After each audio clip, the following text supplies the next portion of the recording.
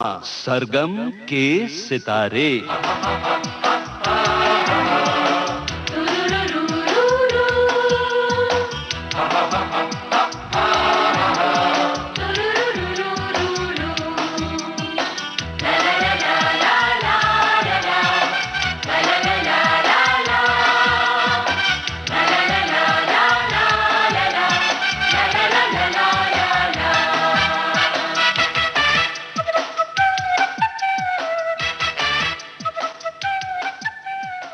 दोस्तों, आज के सरगम के सितारे हैं वरिष्ठ संगीतकार सरदार मलिक।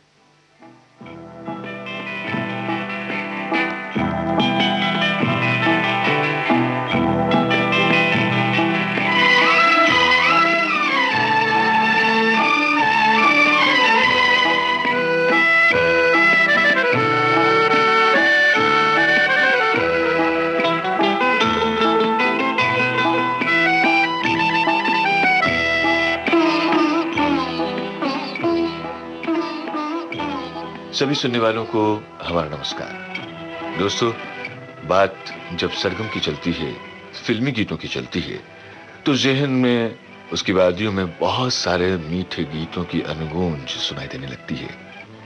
और ये मीठे गीत वो गीत हैं जो आज तक जमा हैं, कालजयी हैं, यानी कि समय भी इनका कुछ नहीं कर पाया है।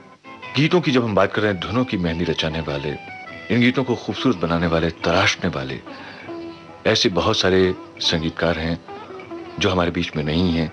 कुछ का संगीत हमारे बीच में है और हम सौभाग्यशाली हैं कि उस पीढ़ी के कुछ लोग आज हमारे बीच मौजूद भी हैं। और जाहिर है कि उनसे जब हम बात करेंगे, उनके साथ यादों का दामन थामकर वक्त की उन गलियों में हम जाएंगे, तो बहुत सारी बातें आपके लिए खोज करके भी लाएंगे। हमारा ये सौभाग्य है कि आज हमारे बीच मौजूद हैं अपने फन के माहिर और बहुत ही मीठे मधुर गीतों का खजाना देने वाले फिल्म संगीत को वरिष्ठ संगीतकार सरदार मलिक।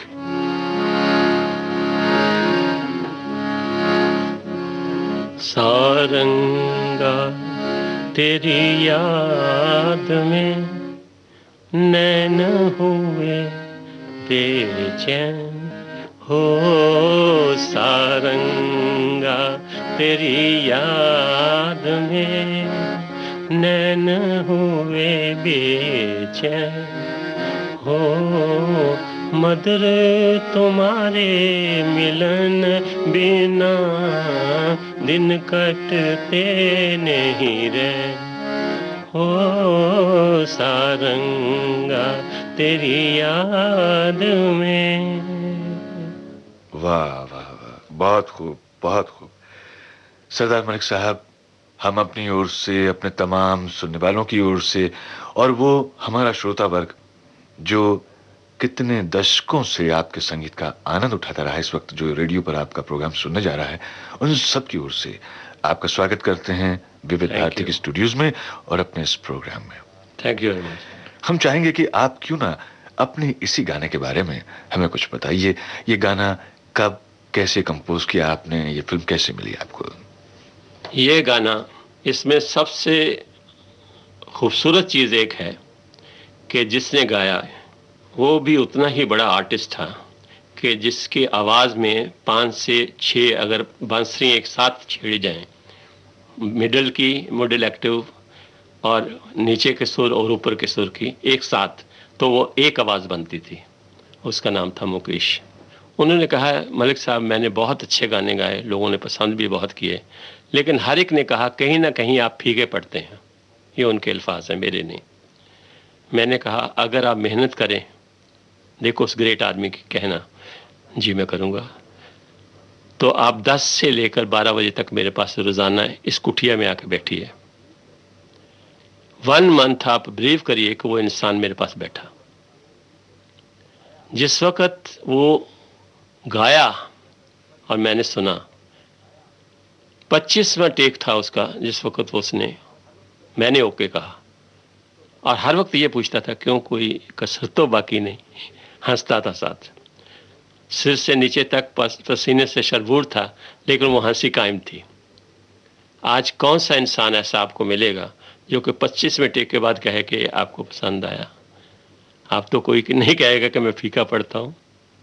मैंने कहा नहीं, ये दिस द बेस्ट मुकेश साहब। और अगर कोई चुनौती देता तो कि साहब नहीं ये, तब आप क्या बोलते? किसी को भी सुनवा दीजिए।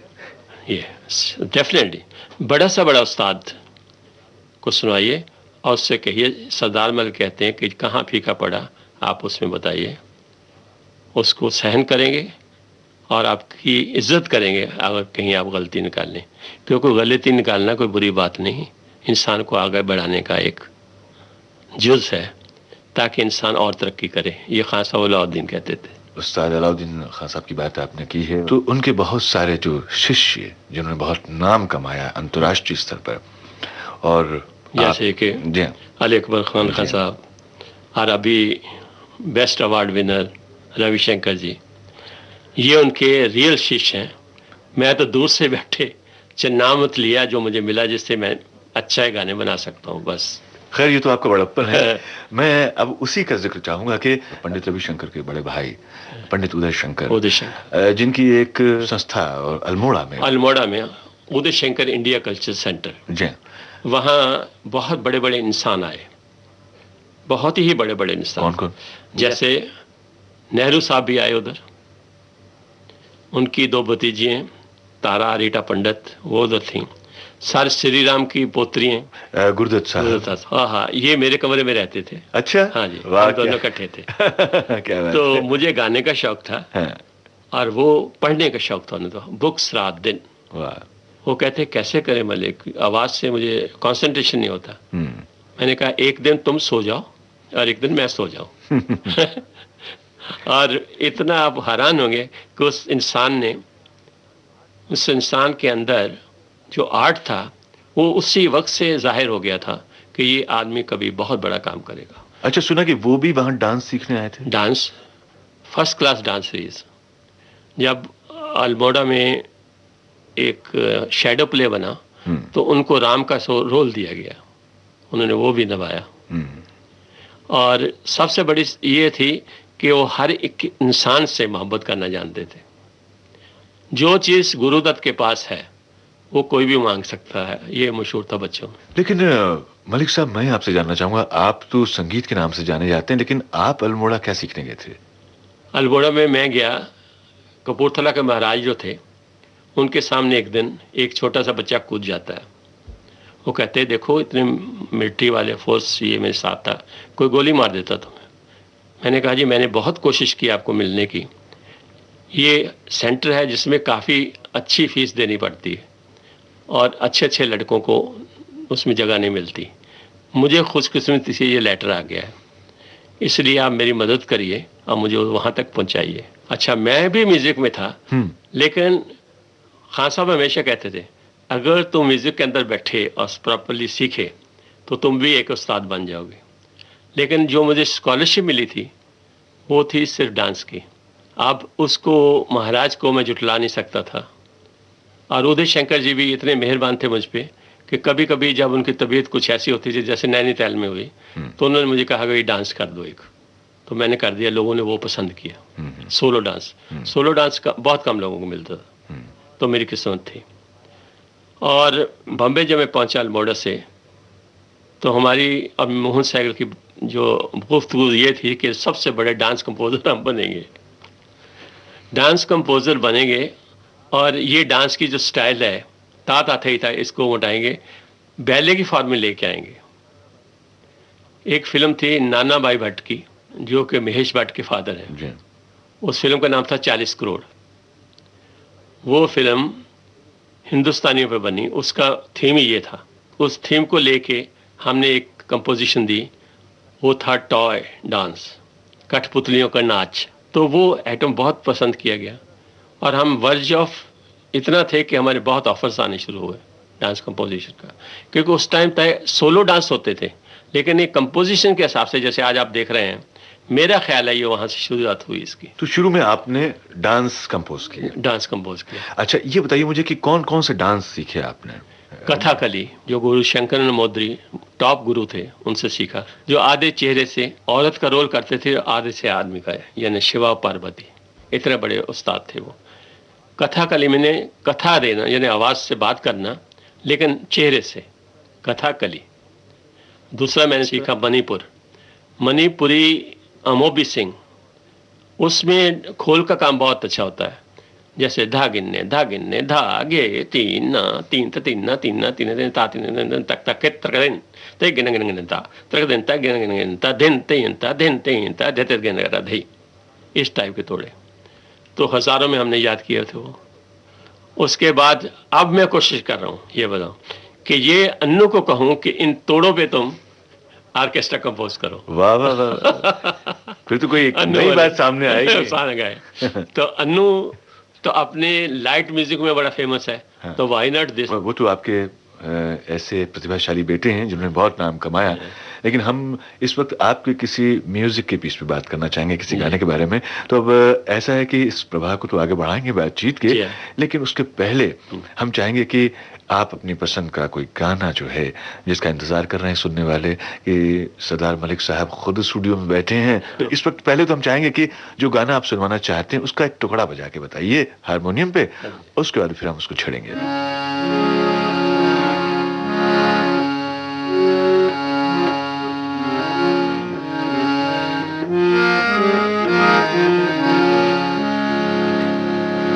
ये एक भोपाली राग है जो मुझे बेहद पसंद है।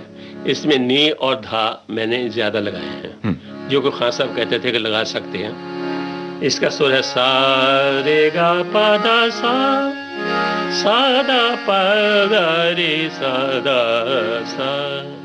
मैंने इसमें नी भी यूज किया, लेकिन उससे खूबसूरत हो गया। मुझे तुमसे मोहब्बत है मगर मैं कह नहीं सकता, मुझे तुमसे मोहब्बत है मगर मैं कह नहीं सकता, मगर मैं क्या करूं बोले बिना भी रह नहीं सकता, मुझे तुमसे। अब देखिए नी इसमें मैंने ज्यादा दिया, उसे देखिए मगर मैं क्या करूं बोले बिना भी रह नहीं सकता। वाह वाह वाह, एक बात तो जरूर है, उसमें जाना गया। हमारे सुनने वाले जरूर ये कहेंगे कि उन्हें आपसे मोहब्बत है, और वो ये जरूर बार बार कहेंगे कि हमें तो मैं ये चाहता हूं। क्योंकि ये संगीत ऐसा है, आपने जो रस के धारे लुटाए हैं, जो अमृत बिखेरा है, और ये जितनी बार सुनो प्यास नहीं बुझती। तो क्यों ना इस गीत को अब रिकॉर्ड के माध्यम से सुना जाए। मुझे तुमसे मोहब्बत है मगर मैं कह नहीं सकता, मुझे तुमसे मोहब्बत है मगर मैं कह नहीं सकता, मगर मैं क्या करूं बोले बिना भी रह नहीं सकता, मुझे तुमसे मोहब्बत है मगर मैं कह नहीं सकता।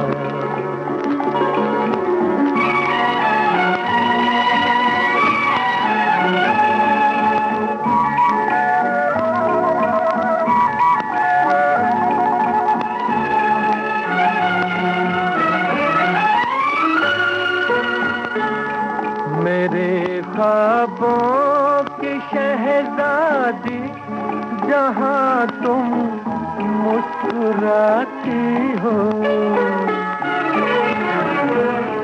बहारें क्या फिजाओं में हजारों गुल खिलाती हो, तुम्हें जिसने भी देखा है जुदाई सह नहीं सकता, मुझे तुमसे मोहब्बत है मगर मैं कह नहीं सकता।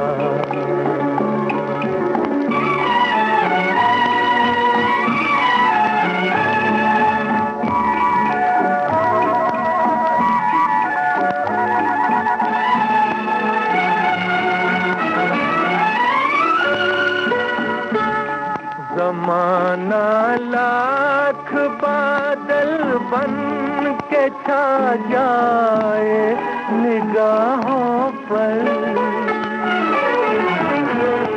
मोहब्बत का उजाला फैलता जाएगा राहों पर।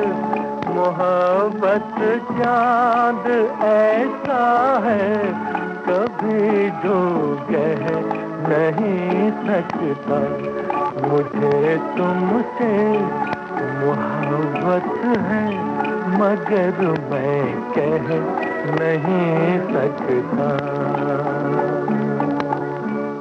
मुझे तुमसे मोहब्बत है मगर मैं कह नहीं सकता। वाह।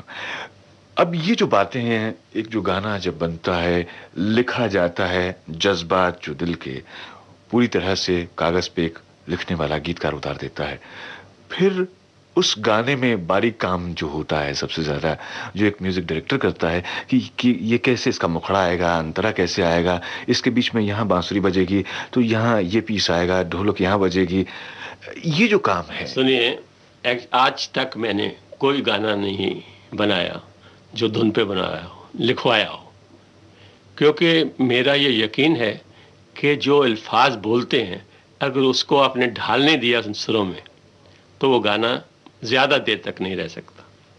हैप्पी गाने के लिए आई एग्री कि आप वो गाना दीजिए। जैसे अन्नू ने 20 गाने धुन पे किए और धुन पे बनाए। मैं अन्नू का इसलिए जिक्र करता हूँ क्योंकि मेरा बेटा है, और दूसरे भी दोनों बेटे अब्बू मलिक और डब्बू मलिक, वो भी म्यूज़िक में हैं और दोनों ही बहुत ही होशियार हैं। एक जो है अभी मेरा ख्याल है थोड़े दिन तक सुनेंगे कि बहुत खूबसूरत गाने उसने दिए। भाई आपके संस्कार मिले उनको। अच्छा, तो ये जो अल्फाज हैं ये खुद बोलते हैं। इसका एग्जांपल मैं आपको देता हूँ। हाँ जी। मजाज साहब आज तक किसी आदमी के पास 10 दिन से ज़्यादा नहीं ठहरे, ये हकीकत है। मशहूर शायर मेरे पास वो 2 महीने तक ठहरे, ये मेरी खुशकिस्मती है। एक दफ़ा वो देखिए ऐसे, देखिए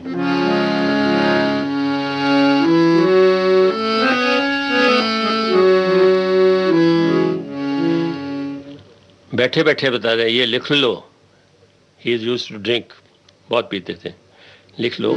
और सादी कहते क्या करूं क्या करूं, ए गमे दिल क्या करूं। क्या बात है, क्या करूं, मैंने पकड़ लिया है, और गाना बन गया। भाई आपने तो पकड़ लिया ना, क्या करूं क्या करूं, तो धुन करूं। जरा छेड़िए।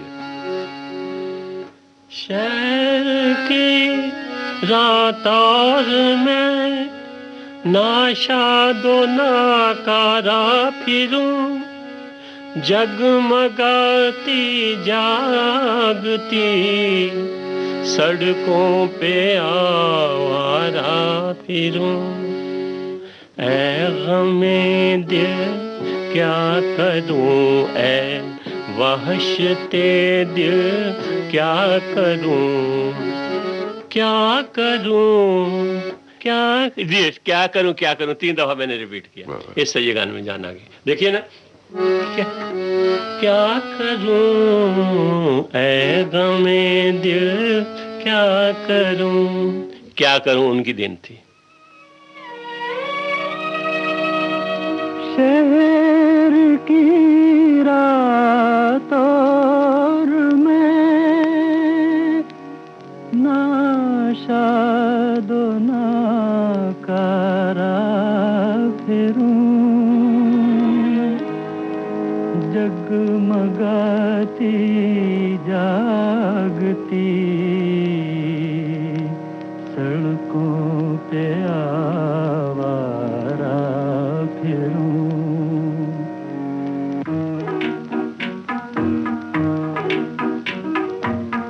ऐ गमे दिल क्या करूं, ऐ वहशते दिल क्या करूं, क्या करूं ऐ गमे दिल क्या करूं, ऐ वहशते दिल क्या करूं, क्या करूं ए गमे दिल क्या करूं।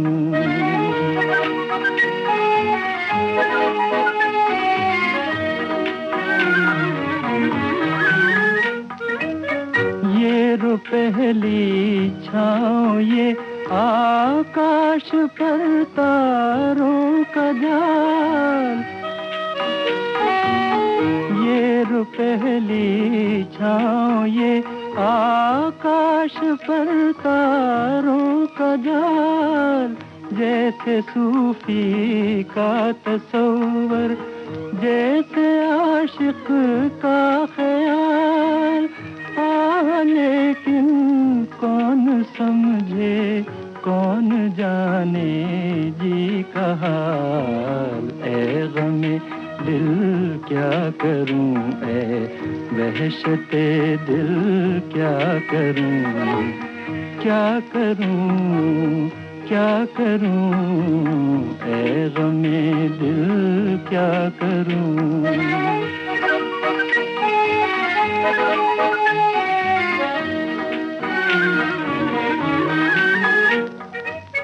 रास्ते में रुक के दम लूं ये मेरी आदत नहीं।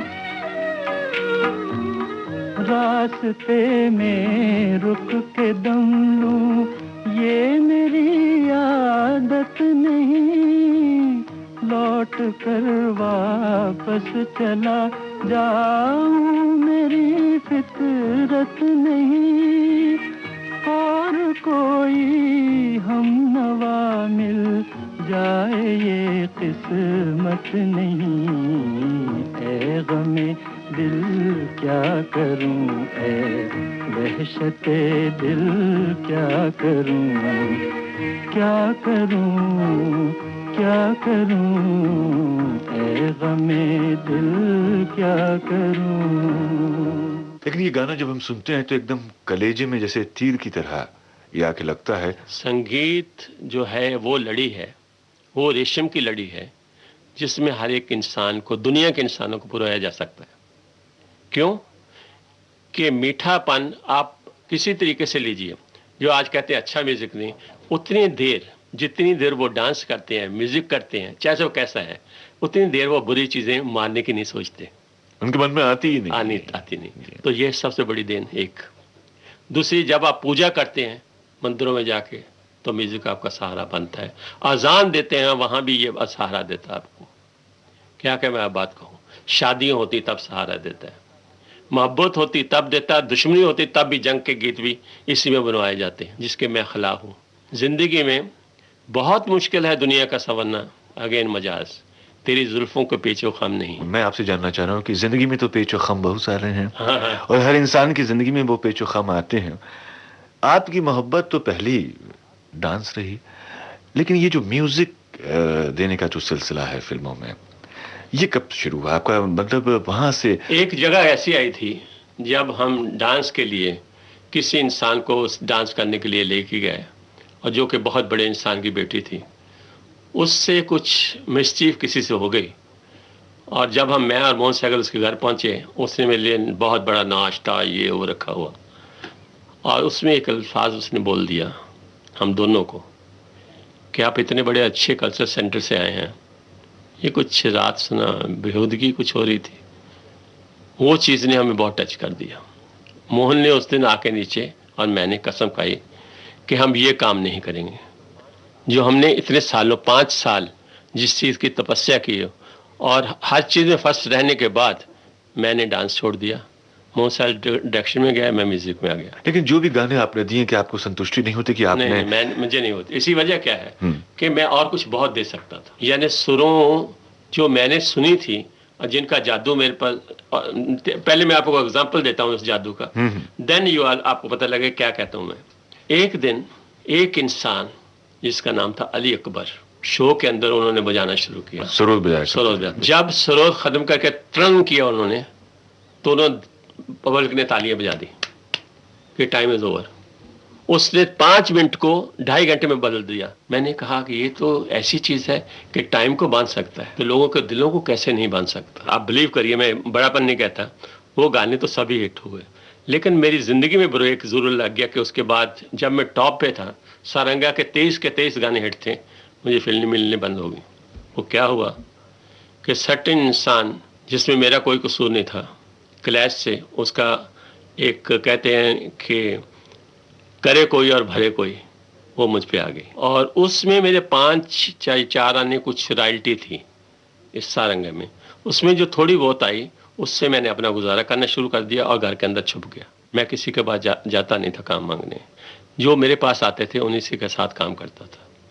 फैक्ट ये है कि ज़िंदगी ऐसी चीज़ नहीं है कि जो मोड़ आप देना चाहें वो दे सकें, वो बड़े खुशकिस्मत लोग होते हैं। लेकिन मेरे गानों में जो संजीदगी, मोहब्बत और गम आया, वो शायद इन्हीं चीज़ों का नतीजा।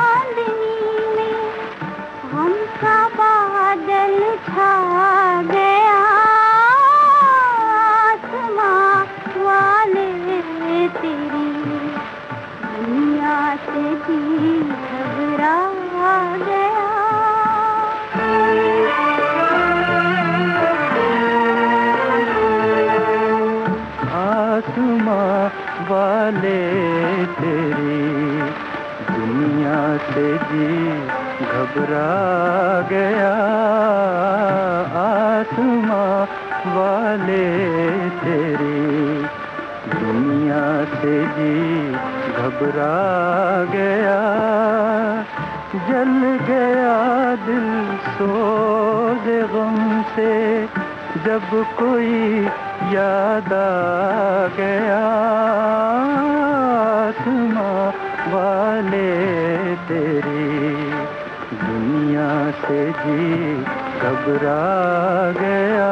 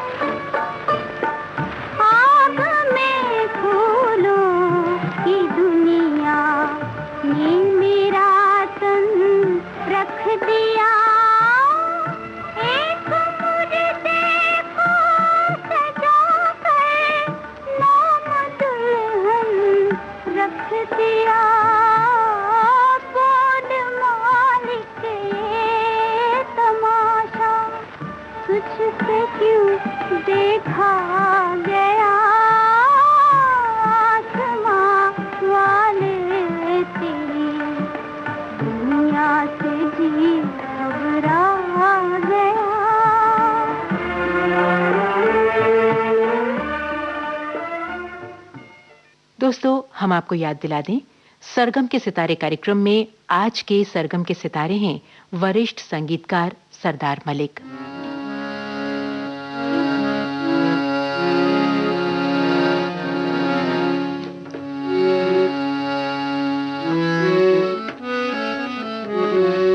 हाँ दीवाना हूँ मैं, हाँ दीवाना हूँ मैं, गम का मारा हुआ एक फसाना हूँ मैं, हाँ दीवाना हूँ मैं। इसमें नावटी एक चीज है, हमेशा रूपक में 1 2 1 2 3 नहीं होता, 1 2 3 1 2 1 2, दिस इज रूपक। मैंने 2 मात्रे डांस की जो रिदम थी, ती तीना धीना धीना, ऐसे लिखा है। इसका मैं 1 2 1 2 3 1 2, हाँ दी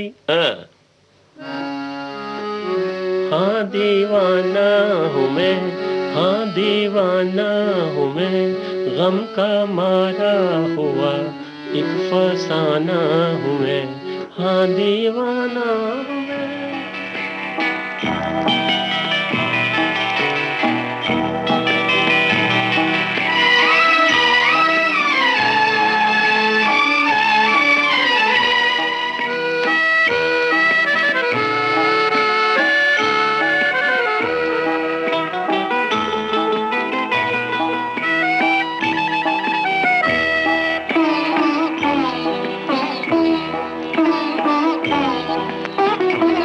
हाँ दीवाना हूँ मैं, हाँ दीवाना हूँ मैं, गम का मारा हुआ एक बेगाना हूँ मैं। हाँ दीवाना हूँ मैं, हाँ दीवाना हूँ मैं, हाँ दीवाना हूँ मैं, गम का मारा हुआ एक बेगाना हूँ मैं। हाँ दीवाना हूँ मैं।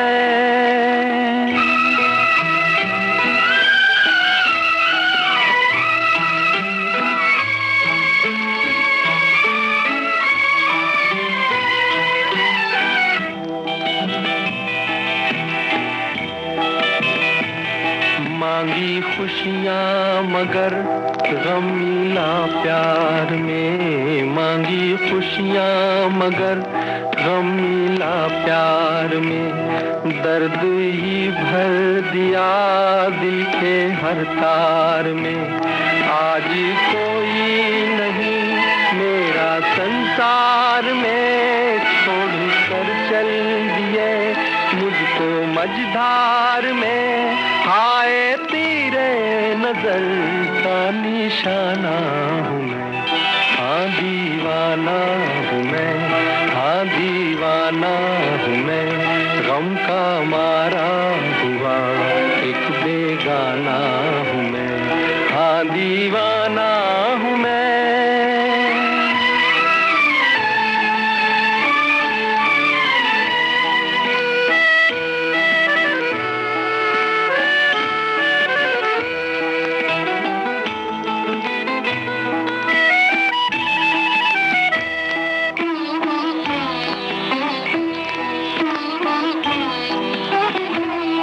मैं किसी का नहीं, कोई मेरा नहीं, मैं किसी का नहीं, कोई मेरा नहीं, इस जहां में कहीं भी बसेरा नहीं।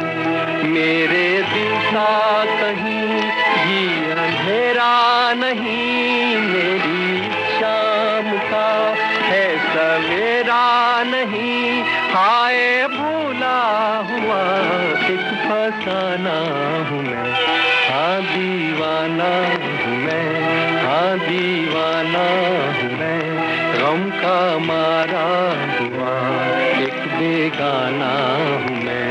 हाँ दीवाना हूँ मैं, हाँ दीवाना हूँ मैं, हाँ दीवाना हूँ मैं, गम का मारा हुआ एक बेगाना हूँ मैं। हाँ दीवाना हूँ मैं। वो चाहे गली कूचे में सुन रहा हो, चाहे घर में सुन रहा हो, चाहे कहीं बैठ के ये गाना सुन रहा हो, वो मुकेश साहब के गाए गीत को सुन करके, आपकी तर्ज को सुन के कहता है इस गीत के लिए हाँ दीवाना हूँ मैं। हाँ दीवाना। और हम सब चाहते हैं कि ये दीवानगी इन सब गीतों के लिए हमारी बनी रहे, क्योंकि ये बहुत बड़ा खजाना है और बहुत कीमती धरोहर है हमारे फिल्म संगीत की। आपने जिक्र किया था कि गुरजत साहब जो थे, ये दोस्त जरूर रहे हों, लेकिन प्रोफेशनल फील्ड में कभी आपने उनके साथ में कोई काम जैसे मैं कहता हूँ कि साहिर लुधियानवी जो इतने बड़े शायर हुए, उनको पहला गाना मैंने रिकॉर्ड किया। लेकिन मैं आपको कहना चाहता हूँ कि वो गुरुदत्त जी के राइट हैंड बन गए। बहुत तो उन्होंने फिल्में उनके साथ लिखी और मेरे भी दोस्त थे, लेकिन दोनों में मोहब्बत की तकरार ये थी कि मैं उनसे कहूँ जाके कि मुझे फिल्म दीजिए, जो कि मैंने आज तक किसी आदमी को नहीं कहा। आज तक जितने मेरे घर में छोटे बड़े जो भी आते रहे उनके साथ मैंने काम किया। जैसे पियानो रोड़ा को लीजिए, सुबह सुबह मेरे घर पे आते हैं, मेरी ठोकर फिल्म लगी थी, उसका गाना सुनने के बाद जो लता का आया गाना, ऐ गमिंदर क्या करूं, मुझको किस्मत ने बनाया गंदले पानी का कमल, लोगों ने बेहद पसंद किया। आशा जी ने गाया था। आशा जी का ये कहना था कि कोई ऐसा गाना मुझे दीजिए कि मैं लता का टाइप गाऊं। वाह। तो मैंने ये गाना उनको, उन्होंने कहा कभी 2 गाने देते हैं, 1 गाना देते हैं, कभी 6 गाने देते हैं, ऐसा कुछ बात बनती नहीं। मैंने कहा जितने फिल्म में ठोकर में गाने होंगे वो आप गाएंगे। कौन सा गाना दिया था आपने उनको पहले? देखिए। हाँ जी। देख, वो आपको सुनाया मैंने, ऐ गमे दिल क्या करूं, उसका लड़की जब गाती है दोबारा तो आशा जी ने गाया। और भी कई गाने दिए, लेकिन ये गाने ऐसे हैं जो याद रहे। म्यूजिक एक और आर्ट, सब फाइन आर्ट, सब जितने हैं, लिखना हो, पोइट्री हो, म्यूजिक हो, पेंटिंग हो, ये सब फाइन आर्ट्स हैं। इन आर्ट्स के जरिए हम दुनिया को पैगाम दें मोहब्बत का। सुमित्रानंद पंत एक जगह कहते हैं। वाह वाह वाह। हाँ। मेरे उस्ताद थे वो। अच्छा।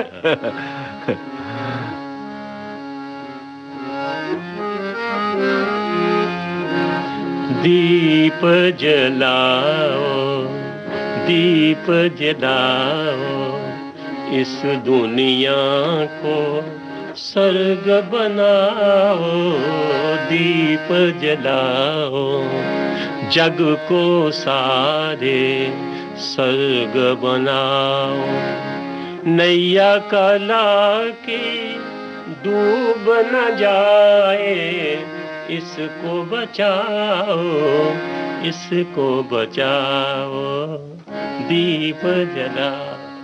वैसे कला अपने आप में तभी सार्थक होती, तभी पूरी होती है जब उससे पूरे मानव समाज का, जगत का कल्याण होता है ना। जब तक अमन रहेगा कला पनपेगी। उसको पालने पोसने के लिए उसको वैसा माहौल भी चाहिए। जैसे एक पौधा जो है गर्मी में झुलस जाएगा जब तक उसको वैसा माहौल नहीं बनेगा। आपने अभी जिक्र किया कि सुमित्रा नंदन पंत जी आपके गुरु भी रहे, उस्ताद रहे, और छायावाद के बहुत बड़े कवि रहे। हिंदी साहित्य में उनका बहुत बड़ा स्थान है। आप उनके संपर्क में कैसे आए?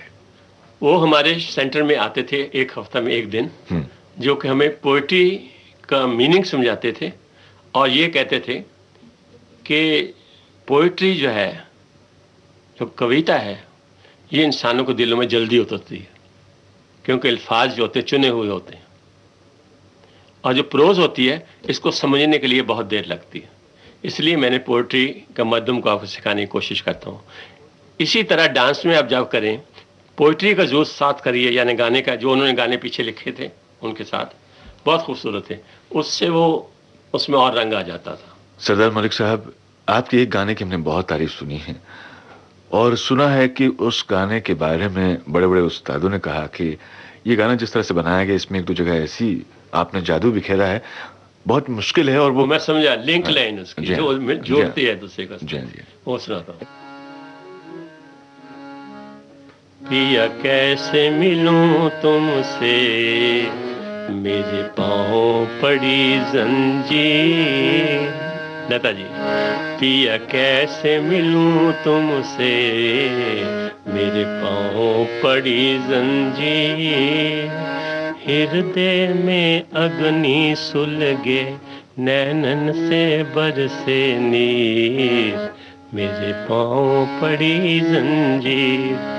दुनिया, रफी साहब, दुनिया से क्या शिकवा, मेरी रूठ गई तकदीर। और आवाज मैं नहीं कर सकता, लेकिन सुन लीजिए आप।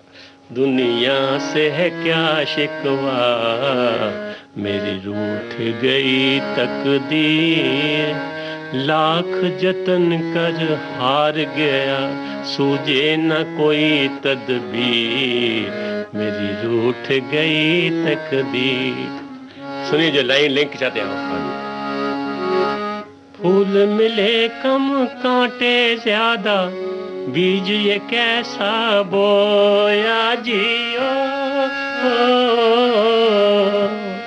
फूल मिले कम कांटे ज्यादा, बीज ये कैसा बोया, मालिक तेरे जग में जिसने प्यार किया वो रोया, मालिक तेरे जग में जिसने प्यार किया वो रोया, आंसू के रंग में रंग डाली प्यार की ये तस्वीर। ये है वो 3 सुरों का ऐसा मिलाया ना, आंसू। जब बड़े बड़े उस्तादों ने मुझे कहा, आंसू के रंग में रंग डाली प्यार की ये तस्वीर, पिया कैसे मिलूं तुमसे, कहाँ अंतरा गया। उसके बाद जब मिलन कहना, इससे मुझे लोगों ने बहुत दाद दी। मैं उनका शुक्रगुजार हूं उन लोगों का। और मैं भी यही कहता था कि बड़ा मुश्किल था इसको, 1 रात लगी थी इस नोट्स को मिलाने में मुझे पूरी। तो हम इसकी रिकॉर्डिंग क्यों ना सुनवा दें अपने सुनने वालों को? मजा आ जाएगा। कैसे मिलूं तुझसे, मेरे पाँव पड़ी जंजीर, हृदय में अग्नि सुलगे, नैनन से बरसे नीर, मेरे पाँव पड़ी जंजीर। दुनिया से है क्या शिकवा, मेरी रूठ गई तकदीर, लाख जतन कर हार गया, सूझे न कोई तदबीर, मेरी रूठ गई तकदीर। पिया कैसे मिलूं तुझसे, मेरे पाँव पड़ी जंजीर।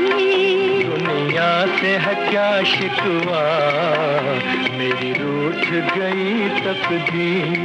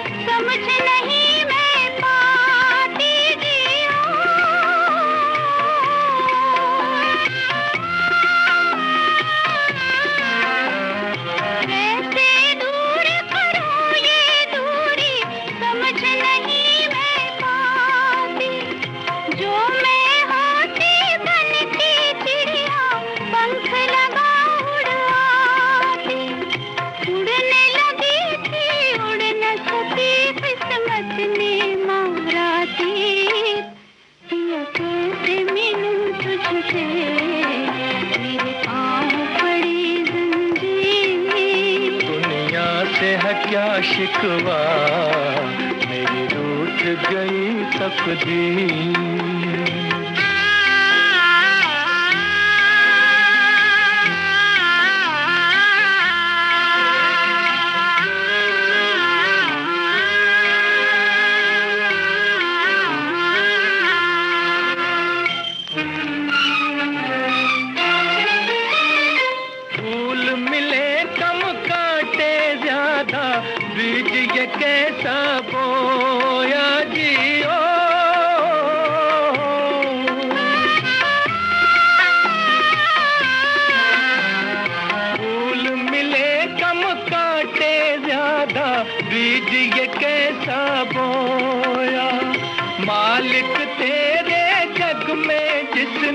प्यार किया वो रोया, आंसू के रंग में रंग डाली प्यार की ये तस्वीर। पिया कैसे मिलूं तुझसे, मेरे पाँव पड़ी जंजीर।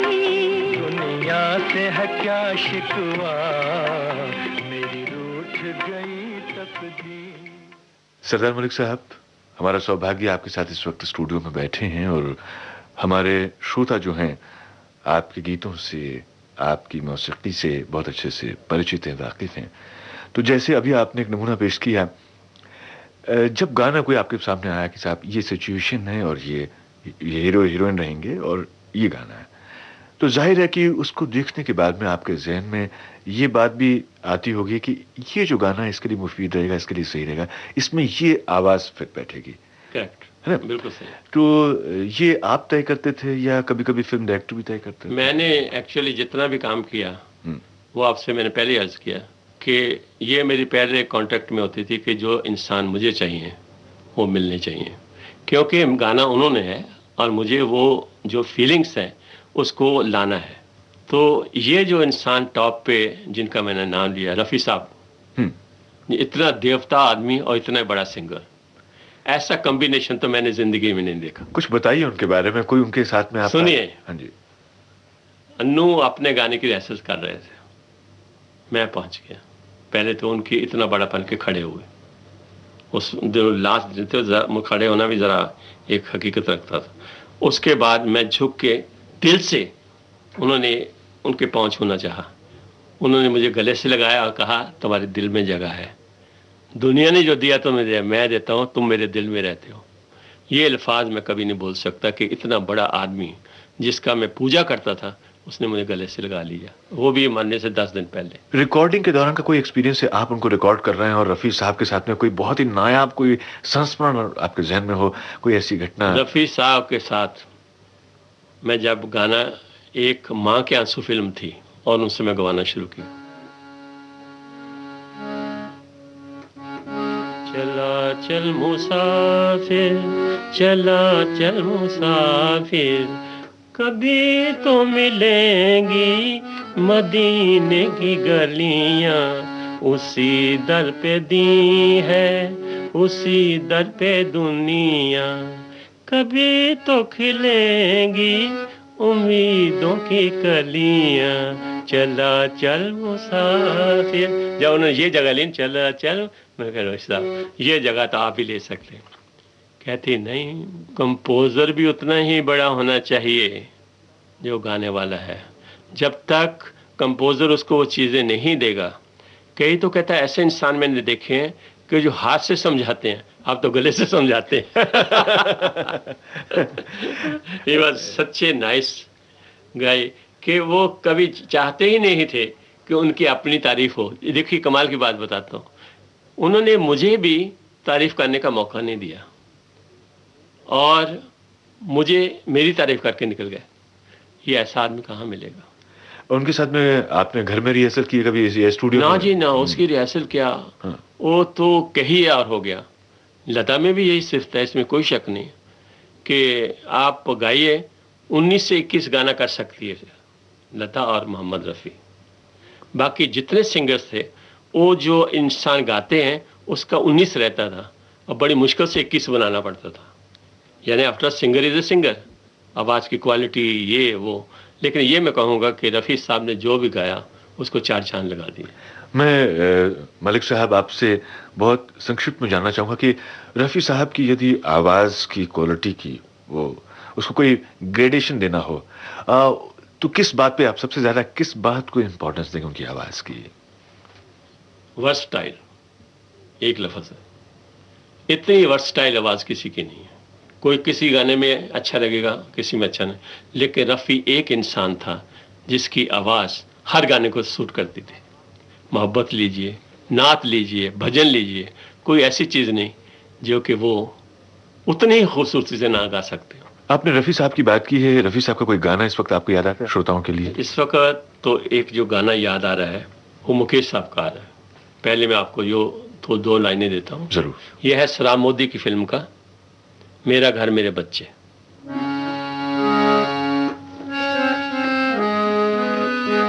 इसके नोट देखिए, राग के जो विकट नोट होते हैं उनको मैंने यूज किया। विकट मतलब जो उस राग को एक खूबसूरती देते हैं। देखिए 2 तरह के राग होते हैं, एक तो सीधा राग होता है, एक उसमें वो नोट्स होते हैं जो उसको खूबसूरत बनाते हैं। उन नोटों को मैंने यूज किया। खान साहब की देना, मेरा कुछ नहीं उसमें। बहारों से पूछो, नजारों से पूछो, तेरे प्यार में हम बहे जा रहे हैं। नजारों से पूछो,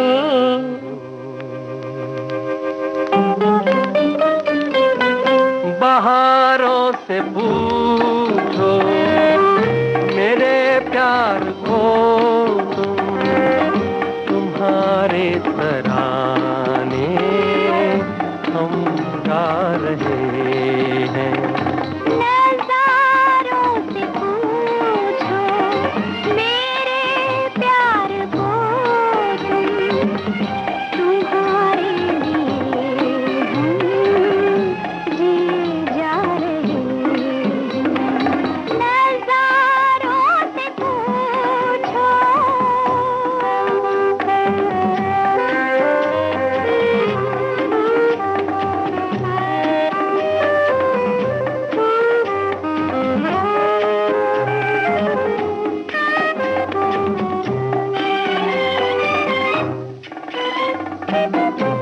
अगर जान तुम हो तो हम भी तो दिल हैं, भरे हैं हजारों मोहब्बत के अरमां।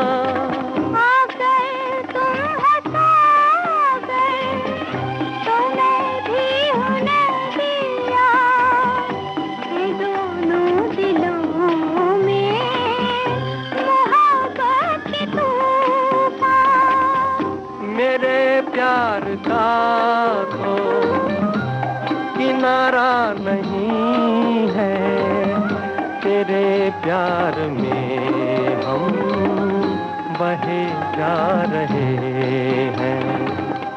बहारों से पूछो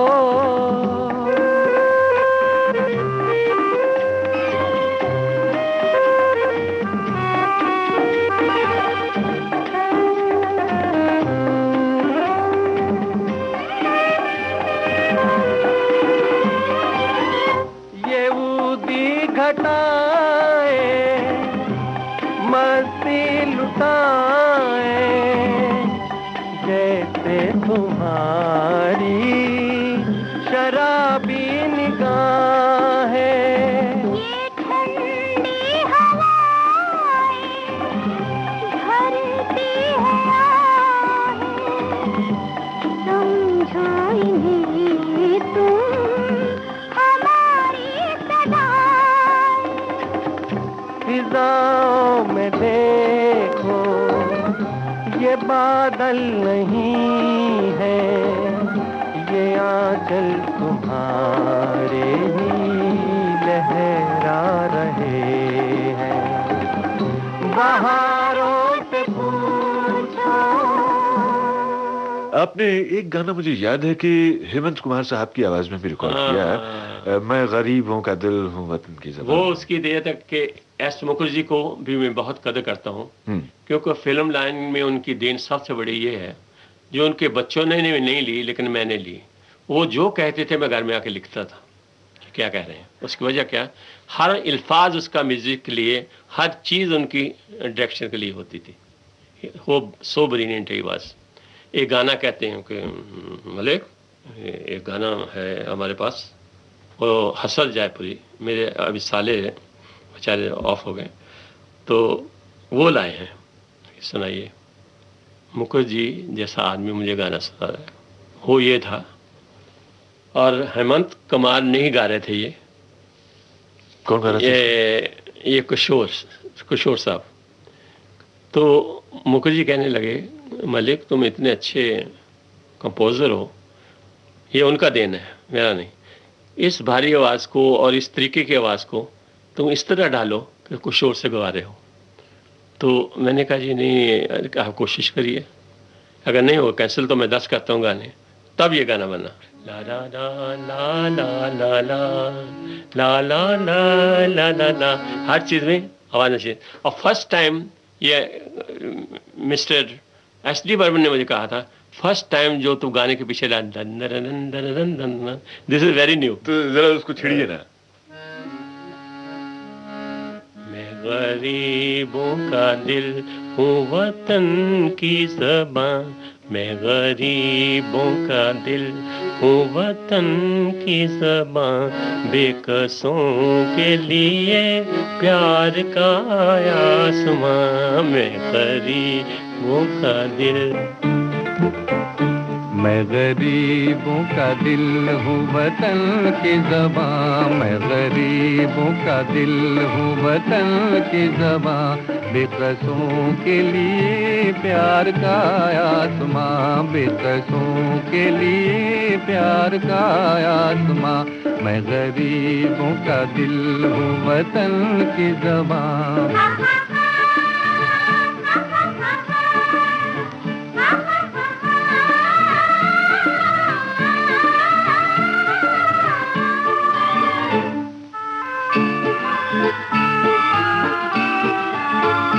मैं जो गाता चलूं साथ महफिल चले,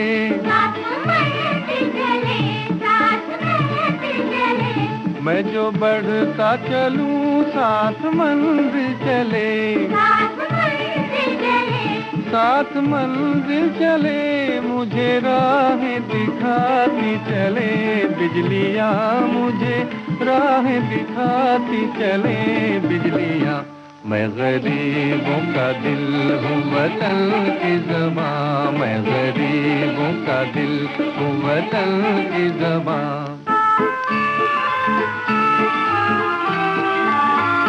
हुस्न भी देख कर मुझको हैरान है, देखो हैरान है, देखो हैरान है, इश्क को मुझसे मिलने का अरमान है, देखो अरमान है, देखो अरमान है, अपनी दुनिया का हूँ मैं हंसी नौजवान, अपनी दुनिया का हूँ मैं हंसी नौजवान।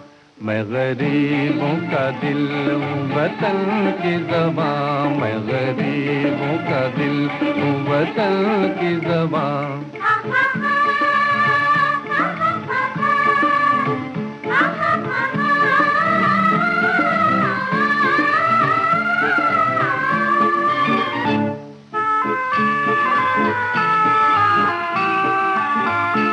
कारवां जिंदगानी का रुकता नहीं, हाजी रुकता नहीं, हाजी रुकता नहीं, बादशाहों के आगे मैं झुकता नहीं, हाजी झुकता नहीं, मैं तो झुकता नहीं, चांद तारों से आगे मेरा आशिया, चांद तारों से आगे मेरा आशिया।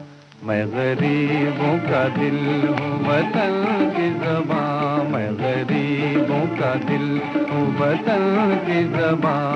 गरीबों का दिल है वतन की ज़बां, तू गरीबों का दिल है वतन की ज़बां। पूरे जमाने के तमाम लोगों में, जिनमें हमारा भी शुमार है, आप जैसे तमाम फनकारों के लिए बेशुमार इज्जत है।